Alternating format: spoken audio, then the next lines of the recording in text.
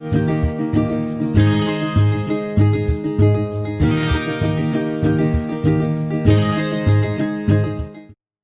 morning students. இன்றைக்கி நம்ம பார்க்குறது என்னது அப்படின்னா அயானிக் ரேடியஸ். இந்த 2 நாளைக்கு முன்னாடி உள்ள வீடியோவில் நம்ம பார்த்தது atomic radius. How do you calculate the covalent atomic radius for thermonuclear molecule and heteronuclear molecule? Ionic radius. Ions. How ions are formed? When a neutral atom, if it loses one electron, then it changes into cation. For example, sodium. If it losing one electron, it changes into what? Na plus. Sodium cation. Similarly, if a neutral atom gain an electron, it changes into an anion. Chlorine, it gain one electron, it changes into Cl minus. So chloride ion. So ions are classified into cation and anion. Cation and anion radius எப்படி நம்ம calculate பண்ணலாம் அப்படின்னா, the distance from the center of the nucleus of ion to which it exerts its influence on the electron cloud of an ion. Center of the nucleus of the ion இருந்து outermostல அதோட electron influence எங்கே வரைக்கும் இருக்குது அது வரைக்கும் உள்ள distance பேர் ionic radius. இப்போ அயானிக் ரேடியஸை எப்படி கால்குலேட் பண்ணலாம்னா, பாலிங்ஸ் மெத்தட் வச்சு நம்ம கால்குலேட் பண்ணலாம். Pauling's method to calculate ionic radius. So Pauling's இந்த சயின்டிஸ்ட்டு தான் அவர் என்ன சொன்னாங்கன்னா, இந்த இன்டர் அட்டாமிக்கில் inter ionic distance between the cation and anion. Inter ionic distance of the cation and anion is equal to interatomic distance is equal to radius of the cation plus what? Radius of cation and radius of anion add பண்ணோம்னா நமக்கு interatomic distance கிடைக்குது. அவருடைய first postulate. Second one அவர் என்ன சொன்னாங்கன்னா, according to Pauling's method, he assumed that the radius of ion having noble gas configuration, அது என்னது? What are noble gases? Helium, neon, argon, krypton, xenon, radon. இது எல்லாமே noble gases. Noble கேஸஸில் ஹீலியத்துக்கு configuration 1s2, அப்புறம் நியானுக்கு 2s2 2p6, அதுக்கப்புறம் neon argon outermost configuration 3s2 3p6. அப்புறம் மீதி ஹீலியத்தை தவிர neon, argon, krypton, xenon, radon இது எல்லாமே ns2 np6 கான்ஃபிகரேஷன். இப்போ சோடியம் அட்டாமிக் நம்பர் 11 அது ஒரு எலக்ட்ரானை லாஸ் பண்ணிடுது அப்படின்னா 1s2 2s2 2p6 10 is its number of electrons present in sodium. 10ங்கிறது எதோட அட்டாமிக் நம்பர் அப்படின்னா நியானோட atomic number.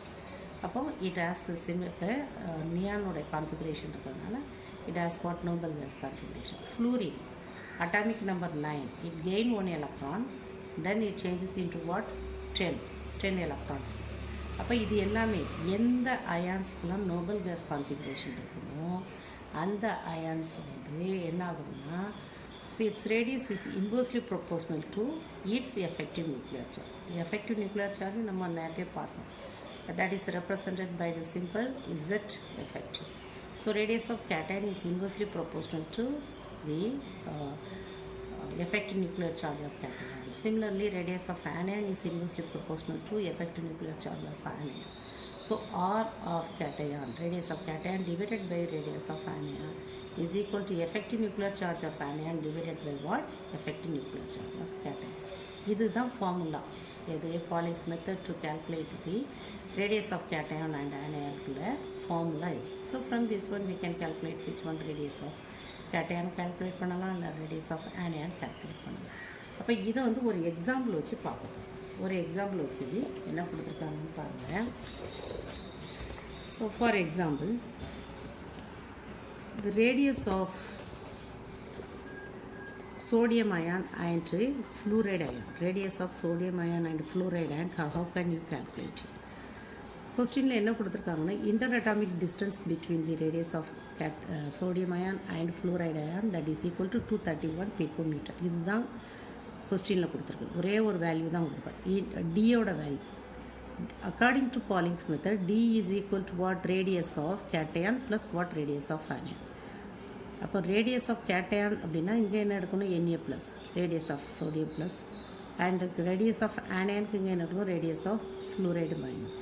So R of Na plus R of F minus is equal to 231 picometer. இது நமக்கு கொஸ்டினில் கொடுத்துருக்கக்கூடிய இதிலிருந்து நம்ம என்ன கண்டுபிடிக்கணும்? இப்போது ரேடியஸ் ஆஃப் சோடியம் தனியாக கண்டுபிடிக்கலாம், ரேடியஸ் ஆஃப் ஃப்ளூரைடும் கண்டுபிடிக்கலாம். அப்போது அக்கார்டிங் டு பாலிங்ஸ் மெத்தட், இப்போ தான் நம்ம கொஞ்ச நேரத்துக்கு முன்னாடி பார்த்தோம். பாலிங்ஸ் மெத்தட் படி radius of cation is inversely proportional to its effective nuclear charge. The radius of anion also it's inversely proportional to its effective nuclear charge. அப்போ இங்கே பாருங்கள், radius of sodium plus divided by radius of fluorine minus. So that is what is equal to effective nuclear charge of fluoride divided by effective nuclear charge of Na plus. So effective nuclear charge of fluoride எப்படி கண்டுபிடிப்பீங்க? So that is equal to Z minus S. This is the formula. Slater rule படி இதுதான் formula. effective nuclear charge கண்டுபிடி. அப்போ Zங்கிறது ஃப்ளூரினோட atomic number எவ்வளவு? 9. Slater rule படி screening constant of fluoride ion is what? 4.15. சரியா? இதை எப்படி கண்டுபிடிக்கணும் அப்படின்னா, நம்ம அந்த நேரத்து ஸ்லேட்டர் ரூலில் எக்ஸ்பிளைன் பண்ணி எப்படி ஒரு இந்த செலக்டட் ஒவ்வொரு எலக்ட்ரானுக்கு எப்படி நம்ம ஸ்க்ரீனிங் கான்ஸ்டன்ட் கண்டுபிடிக்கிறது நேற்று சொல்லியிருந்தேன். அதை அப்ளை பண்ணணும். இப்போ 9.4.9 மைனஸ் 4.15 இஸ் ஈக்குவல் டு 4.85. அதே மாதிரி சோடியத்துக்கு okay effective nuclear charge of sodium plus is equal to what? 11 minus 11 is the atomic number of sodium minus 4.15. 4.15 screening constant affected by the Na plus. அப்போ 6.85. அப்போ radius of sodium is what? That is 6.1. Radius of the fluoride is what? 4.85. அப்போ ஃபார்முலாவில் substitute பண்ணுங்க. இந்த ஃபார்முலாவில் substitute பண்ணோம்னா radius of sodium plus divided by radius of fluoride is equal to effective nuclear charge of fluoride, that is 4.85, divided by effective nuclear charge of the sodium ion, that is 6.85. இப்போ இது ரெண்டையும் நம்ம simplify பண்ணோம்னா இதுக்கு ratio எடுத்தோம்னா 0.71 கிடைக்கும். அப்போ இதிலேருந்து எதை எடுக்கலாம் நம்ம? அப்போது radius of Na plus is equal to 0.71 into radius of what? Fluoride. அப்போ ரேடியஸ் ஆஃப் Na ப்ளஸ்க்கு பதிலாக இந்த வேல்யூவை எழுதணும். So d is equal to what? Radius of Na plus plus what? Radius of fluoride minus இருக்குல்ல, இந்த R of Na ப்ளஸில் இந்த வேல்யூவை எழுதுங்க. 0.71 இன்ட்டு ஆர்எஃப் மைனஸ். சரியா? சப்ஸ்டியூட் பண்ணியாச்சு. சப்ஸ்டியூட் பண்ணணும்னா ப்ளஸ் வாட்? RF plus. அப்போ 0.71 RF minus plus what? RF. RF minus வந்து 1 ஒரு ஆர்எஃப். இது 0.71 ஆர்எஃப். அப்போ 1 plus 71 RF minus is equal to 231 picometer. இது கொஸ்டினில் கொடுத்துருக்கு. So from that one radius of F minus is what? 2.31 divided by 1.71. இந்த value வந்து அப்போ இந்த ரேடியஸ் ஆஃப் ஃப்ளூரைடு அயான எதில் சப்ஸ்டியூட் பண்ணணும்? நம்ம இந்த ஃபார்முலாவில் சப்ஸ்டியூட் பண்ணணும். 231 is equal to radius of Na plus plus what? The 135.1. அப்போ அதை சக்க போட்டோம்னா ரேடியஸ் ஆஃப் Na ப்ளஸ் கண்டுபிடிச்சிடலாம். எப்படி கண்டுபிடிக்கலாம்? 231 minus what? 135.1. That gives what? 95.9 picometer.